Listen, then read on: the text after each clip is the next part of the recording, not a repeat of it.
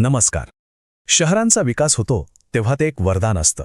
पण हाच विकास जेव्हा रस्त्यांवर येऊन थांबतो, म्हणजे वाहतूक कोंडी होते, तेव्हा ते एक मोठं आव्हान बनतं. भारतातली अनेक लहान शहरं आज याच आव्हानाला सामोरी जात आहेत. म्हणूनच आज आपण जळगाव शहराच्या प्रस्तावित रिंग रोड प्रकल्पाबद्दल बोलणार आहोत. कारण हा फक्त एका रस्त्याचा आराखडा नाहीये, तर भारताच्या भविष्यातल्या शहरांसाठी एक महत्त्वाचा धडा ठरू शकतो. आणि हाच प्रश्न आज आपल्या विश्लेषणाच्या केंद्रस्थानी आहे. शहराची प्रगती होते, लोकसंख्या वाढते, वाहनांची संख्या वाढते आणि मग साहजिकच रस्ते अपुरे पडायला लागतात. जळगाव शहर सध्या याच चक्रात अडकलेलं दिसतंय आणि ह्यातून बाहेर पडण्यासाठी एका दूरदृष्टीच्या योजनेची गरज आहे.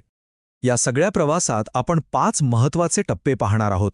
आपण जळगावच्या समस्येच्या मुळाशी जाऊ, या प्रकल्पाचा अडखळलेला प्रवास समजून घेऊ, त्याच्या नवीन आराखड्याचं विश्लेषण करू, भविष्यात काय बदल होतील याचा वेध घेऊ आणि शेवटी या मार्गात कोणती आव्हानं आहेत याचा आढावा घेऊ. चला तर मग सुरुवात करूया. सगळ्यात आधी हे समजून घेऊया की जळगाव शहराला या रिंग रोडची नेमकी गरज का आहे. ही समस्या फक्त गैरसोयीची नाहीये, तर ती शहराच्या विकासात एक मोठा अडथळा बनली आहे. गेल्या काही वर्षांमध्ये जळगावची लोकसंख्या आणि वाहनांची संख्या इतक्या झपाट्याने वाढलीये की शहराच्या मुख्य रस्त्यांवर म्हणजे वाहतुकीच्या धमन्यांवरच प्रचंड ताण आलाय. मग तो MJ कॉलेजचा परिसर असो किंवा अजिंठा चौफुली किंवा महामार्गाला जोडणारे रस्ते, इथे रोज सकाळी आणि संध्याकाळी फक्त गाड्यांच्या लांबच लांब रांगा दिसतात. आणि या सगळ्यामध्ये भर पडते ती शहराच्या मधोमध जाणाऱ्या अवजड मालवाहतुकीची. याचा परिणाम अंतर्गत रस्ते कोलमडून पडतायत आणि लोकांचा वेळ आणि इंधन दोन्ही वाया जातंय. आता ह्या समस्येवर उपाय म्हणून रिंग रोडची कल्पना तशी अनेक वर्षांपासून होती, पण ती काही प्रत्यक्षात येत नव्हती. पण आता असं दिसतंय की ह्या प्रकल्पाला एक नवी आणि योग्य दिशा मिळाली आहे. हा प्रकल्प अनेक वर्ष निधी आणि तांत्रिक अडचणींमुळे राज्य सरकारच्या पातळीवर अडकून पाडला होता. स्थानिक पातळीवरून पाठपुरावा होत होता, पण त्याला काही वेग मिळत नव्हता. अखेर केंद्र सरकारने यात लक्ष घातलं आणि हा प्रकल्प भारतीय राष्ट्रीय महामार्ग प्राधिकरणाकडे म्हणजेच NHAI कडे सोपवला. हा एक खूपच महत्त्वाचा निर्णय होता, कारण यामुळे प्रकल्पाला फक्त केंद्राचा निधीच नाही, तर मोठ्या प्रकल्पांसाठी जे तांत्रिक कौशल्य लागतं तेही मिळालं. आणि यामुळेच प्रकल्पाला खऱ्या अर्थाने एक नवी सुरुवात मिळाली.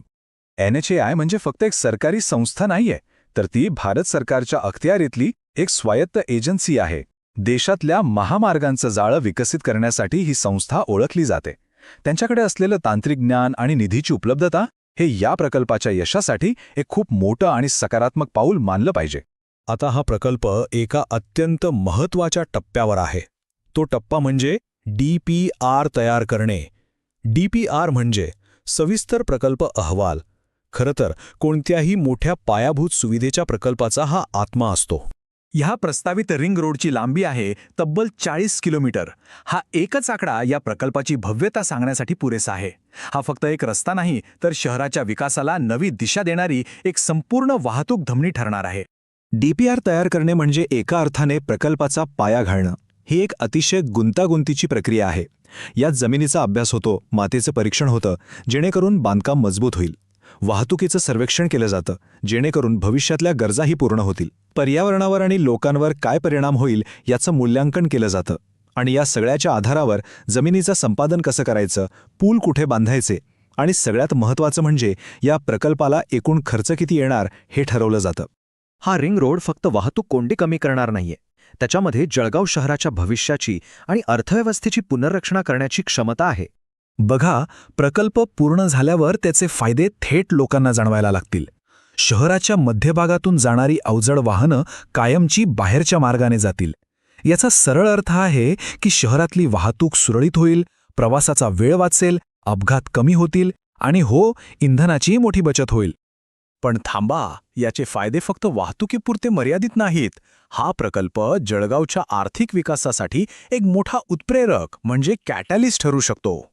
रिंग रोड म्हणजे फक्त वाहतुकीचा मार्ग नाही, तर तो विकासाचा एक नवीन कॉरिडॉर बनेल.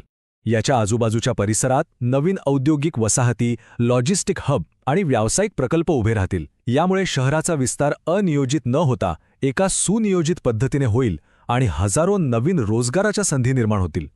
आणि या प्रकल्पातला एक अतिशय महत्त्वाचा दुवा म्हणजे रिंग रोडला थेट जळगाव विमानतळाशी जोडणं. या एका निर्णयामुळे जळगाव फक्त रस्त्यानेच नाही तर हवाई मार्गानेही देशाच्या मुख्य वाहतूक प्रवाहात येईल.